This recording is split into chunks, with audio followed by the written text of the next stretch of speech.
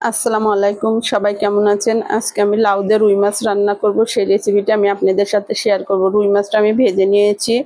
ভেজে নিয়ে এদিকে চুলায় আমি একটা প্যান বসিয়ে দিয়েছি। প্যানটা বসিয়ে দিয়ে এখানে তেল দিয়েছি। মাছ ভেজেছিলাম ওই তেলগুলোই আমি দিয়ে দিয়েছি। দিয়ে এখানে আমি পেঁয়াজ কাটা দিয়ে দিলাম। পেঁয়াজ কাটাটা একটু বেশি করে দিয়েছি। তেলটা গরম হলে এখানে পেঁয়াজ কাটাটা দিয়ে আমি একটু হালকা নেড়ে চেড়ে বাদামি কালার করে নেব। পেঁয়াজটা যখন আমার বাদামি কালার হয়ে আসবে তখন এখানে আমি আদা রসুন বাটা দিয়ে দেবো। আদা রসুন বাটা দিয়ে ভালোভাবে তেলের সাথে একটু ভেজে নেবো। আদা রসুন বাটাটা একটু তেলের সাথে ভেজে নিলে আসলে আদা রসুন বাটার কোনো গন্ধ হয় না। আপনারা মাছ তরকারি অনুযায়ী মশলাটা দিবেন। আমার লাউ আর আমার মাছ অনুযায়ী আমি মশলাটা দিলাম। আসলে মশলার পরিমাণটা কম বেশি হলেও কিন্তু খেতে ভালো লাগে না, একটা আলাদা গন্ধ আসে। তেলের ভেজে হলে এখানে আমি একটু মশলাটা কষাবো, যেহেতু এই জন্য একটু পানি দিয়ে দিলাম।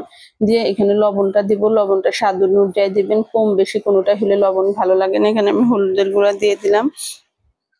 সাথে এখানে আমি একটু অল্প করে মরিচের গুঁড়া দিব, কেননা লাউ তরকারিতে অতিরিক্ত ঝাল হলেও খেতে ভালো লাগে না। আর আমি এখানে কাঁচামরিচ কাটা দিব। এখানে আমি এই যে একটু জিরার গুঁড়া দিয়ে দিলাম।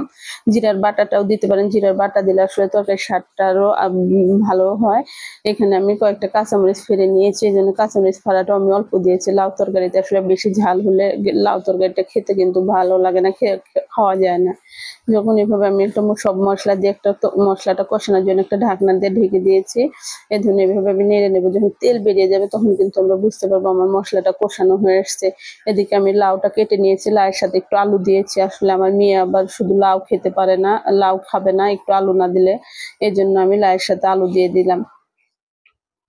দিয়ে আপনারা যদি লাউটাও একটু বেশি করে দিতে পারেন আলু না দিলে, তাহলে কিন্তু যদি মনে করেন আলু ভালো লাগে না তাহলে শুধু আপনারা লাউ দিয়ে রান্না করতে পারেন। এভাবে আমি ভালোভাবে নেড়ে একটা ঢাকনাটা দিয়ে আমি এবার ঢেকে দেবো তরকারিটা কষানোর জন্য। এখানে কিন্তু আমি কোনো পানি দিব না লাউ থেকে, কেননা পানি বের হয়। এই দেখুন আমি এভাবে নেড়ে ছেড়ে দিলাম।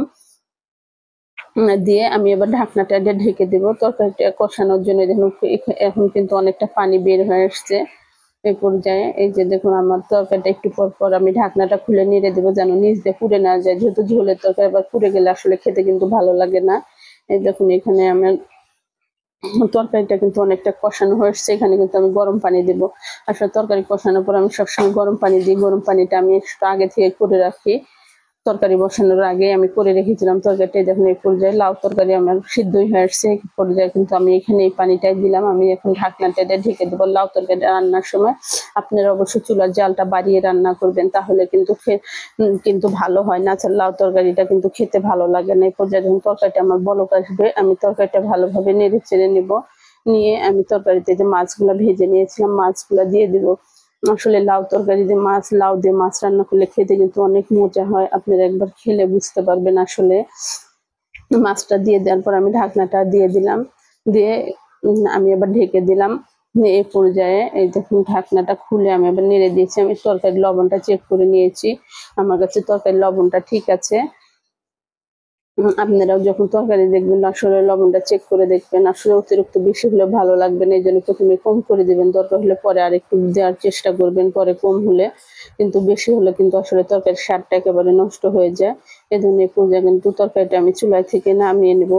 আপনাদের কাছে দিচ্ছে এই দেখুন আমার তরকারিটা কিন্তু অনেক সুন্দর হয়েছে। দেখুন আমি চুলায় থেকে নামিয়ে নিয়েছি তরকারি। আমার ভিডিওটি ভালো লাগলে আমাকে একটা লাইক দেবেন, চ্যানেলটি সাবস্ক্রাইব করে দেবেন। ধন্যবাদ।